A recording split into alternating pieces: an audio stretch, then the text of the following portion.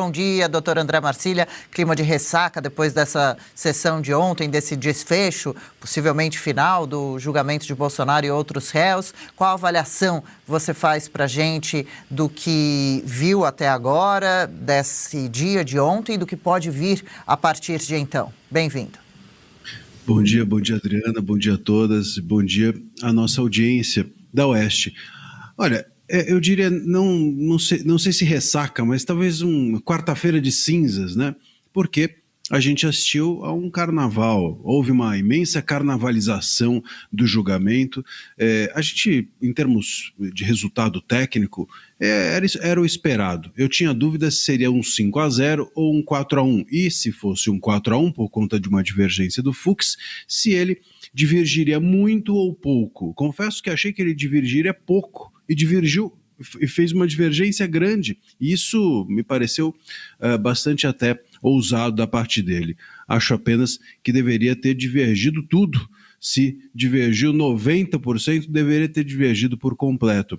Mas, assim, não o fez. Eu creio que isso, no entanto, não tirou mesmo o voto técnico do Fux, né? Ficou não só uma divergência no sentido técnico, mas também uma divergência de como o julgamento se fez. Vocês mesmas estavam tratando agora há pouco sobre o ridículo de parte desse julgamento, né? Há partes para cá, partes para lá, piadinhas e coisas do gênero, que é algo que não cabe quando você julga realmente, como a Julie falou, vidas, quando você está julgando um golpe de Estado, quando você está julgando um ex-presidente. Não é engraçado, não é divertido, não é um carnaval como alguns desses ministros fizeram parecer. Mas isso se explica, a meu ver, pelo fato de que nós temos ministros que não estão julgando para os réus, não estão destinando os seus votos para aquelas pessoas que estão sendo julgadas ou aquelas vidas, mas sim para as câmeras, mas sim para o público, mas sim para os livros de história, mas sim para tentar fazer fixar a sua versão dos fatos para o futuro. E isso é um ato político, não um julgamento. Creio que agora a gente vai ter de se haver cada vez mais com uma carnavalização desse julgamento, porque os próximos passos ainda virão, né? Há recursos que se seguirão a esse julgamento e a possibilidade até mesmo adiante, não agora, mas do Bolsonaro ser preso em definitivo, no sentido de cumprir a pena. Não é algo para agora, precisará se serem esgotados os recursos, mas tudo isso vai ser carnavalizado como o STF tem feito com o Brasil, na verdade, desde 2019, para impor a sua visão política. Uma pergunta aqui de Paula Camacho. Doutor Marcília, eu vi diferentes opiniões de diferentes advogados sobre os embargos infringentes, né? Eu vi alguns falando que precisavam de duas pessoas divergindo. Na verdade, eu vi o Jeffrey Schickini falando que bastava um, de acordo com o entendimento ali interno do Supremo. Eu queria saber, na sua opinião, se é possível, de acordo com o que foi o resultado, se pode ir para plenário mesmo, se a gente pode contar com isso. Olha, Paula, na verdade é o seguinte, tem realmente o entendimento do STF de que eles fixaram o entendimento de que necessitaria de duas divergências, porque isso, na visão deles, faria com que a divergência se tornasse substanciosa, ou seja, seria uma divergência de peso, vamos dizer assim. Agora, a divergência não precisa ser de dois para ser de peso, a divergência precisa ser profunda para ser de peso. Esse é o ponto essencial da história e é nisso, e é isso que as pessoas se perdem um pouco às vezes quando avaliam essa questão. Então vamos lá, se a gente tiver são 5 juízes, se a gente tiver 4 divergindo de algo sutil, bom, isso não é mais profundo do que um divergir do caso inteiro.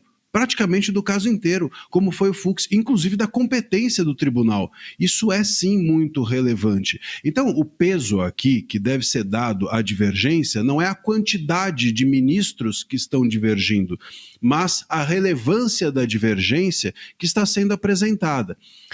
Se a gente for observar a jurisprudência do STF, você consegue ter qualquer entendimento. Todos os entendimentos são possíveis a partir da jurisprudência do STF, porque a jurisprudência do STF é que nem uma biruta de aeroporto. Cada hora aponta, a depender do vento, para um ou outro lugar. Inclusive essa questão do trânsito em julgado. O trânsito em julgado, a jurisprudência ia para um lado, depois foi para o outro. Se poder prender a pessoa antes do trânsito em julgado, ou seja, de serem esgotados os recursos. Também há uma jurisprudência hesitante sobre se a primeira turma poderia ou não julgar esses casos como esses. Também há uma jurisprudência, quer dizer, há uma jurisprudência hesitante sobre tudo dentro do STF. Então, o que a gente precisa tentar entender é a essência dessa jurisprudência. A essência da jurisprudência é essa. A divergência tem que ser profunda. Me parece bem claro que foi o que o Fux fez. Então, acredito, sim, que há a possibilidade de que esses embargos infringentes,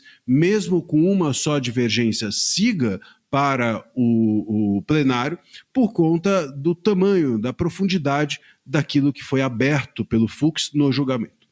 Pergunta, Marcília, Marina Helena agora. Marcília, aproveitando isso, só um ponto, né? Primeiro, como foi um único dissenso, quem vai decidir se vai ou não ao plenário seria o Alexandre de Moraes, porque aí, né, complica a vida, porque pelo que eu entendi, se fossem dois, poderia ser direto, né, ficaria claro ali a saída ao plenário, mas senão ele vai ter que ver se ele acolhe ou não isso. E a segunda pergunta é, suponha que ainda assim passe por Moraes e ele um ser iluminado, vá mandar para o plenário. Para mim, me chocou bastante algo que é completamente fora do padrão, que foi Gilmar Mendes e Barroso terem ido assistir a sessão. Barroso, inclusive, finalizou a sessão, né? E basicamente deu ali um depoimento que foi concordar com tudo que tinha acontecido. Ou seja, só para a gente ficar claro aqui, a gente já teve 4 votos e ali nós temos mais 2, muito provavelmente, pelo que a gente viu antes. Então, dificilmente teremos uma maioria, né, do STF, ainda que podemos, e eu acho que teremos, né, o André Mendonça, talvez o Nunes Marques, também como aconteceu com o ministro Fux expondo esse absurdo. Mas é muito difícil que venha do STF a solução para essa injustiça, concorda? Não, perfeito.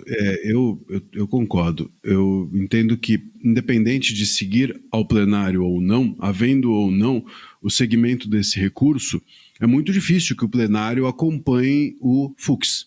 Claro, tudo pode acontecer. Inclusive, pode não acontecer nada agora e sim no futuro.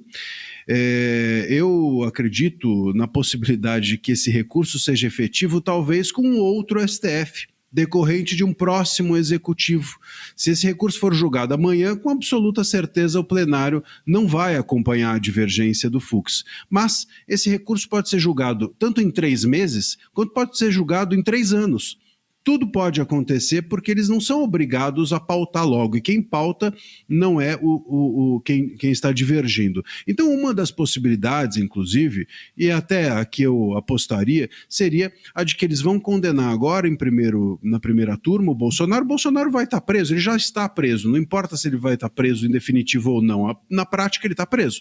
Talvez o que aconteça seja eles segurarem um pouco esse recurso para adiante, quem sabe num outro momento, depois das eleições, poderiam até com isso permitir que aliviassem, vamos dizer assim, a situação do Bolsonaro, se a situação das eleições favorecer ao STF.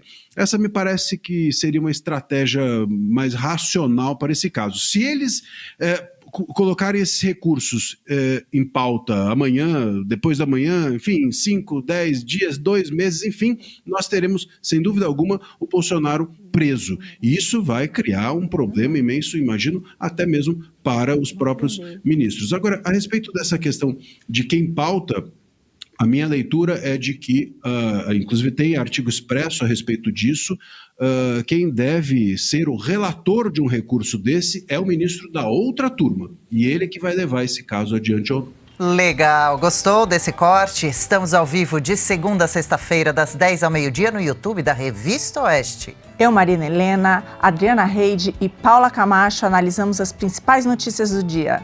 E siga as nossas redes sociais, @oestcom.elas.